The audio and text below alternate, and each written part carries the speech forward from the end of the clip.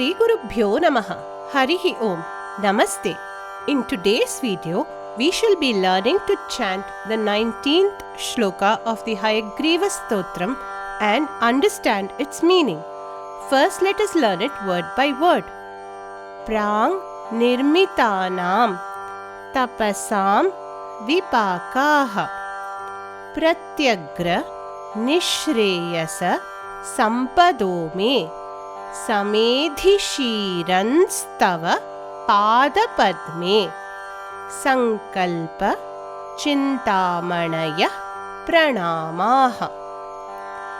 Prangnirmitanam tapasam vipakaha Prangnirmitanam tapasam vipakaha Pratyagranishreyasa sampado me Pratyagranishreyasa sampado me Samedhishiranstava padapadme Samedhishiranstava padapadme Sankalpa chintamanaya pranamaha Sankalpa chintamanaya pranamaha Prangnirmitanam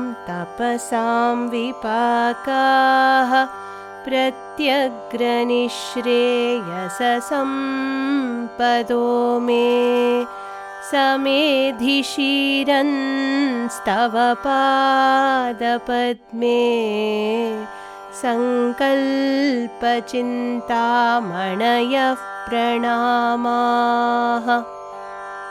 Now let us see the meaning of this verse. Prangnirmitanam tapasam vipakaha. Vipakaha means those who have been refined. Refined by what? By tapasya, undertaken by them in countless past births. For such people, pratyagra nishreyasa sampadaha, which means the rarest of wealth, which is nishreyasa, which is moksha. This is equated by Swami Desikar to sankalpa chintamanayaha pranamaha tava padapadme samedhishiran. Your lotus feet, which are like chintamani jewels, may they, for those of us who fall at your feet in surrender, grant us the rarest of wealth, namely mukti. Thus let us pray to Swami Hayagriva that our bhakti towards his lotus feet may constantly increase.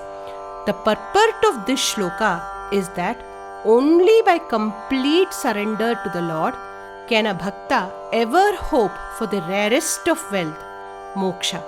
Shri Hayagrivam upasmahe.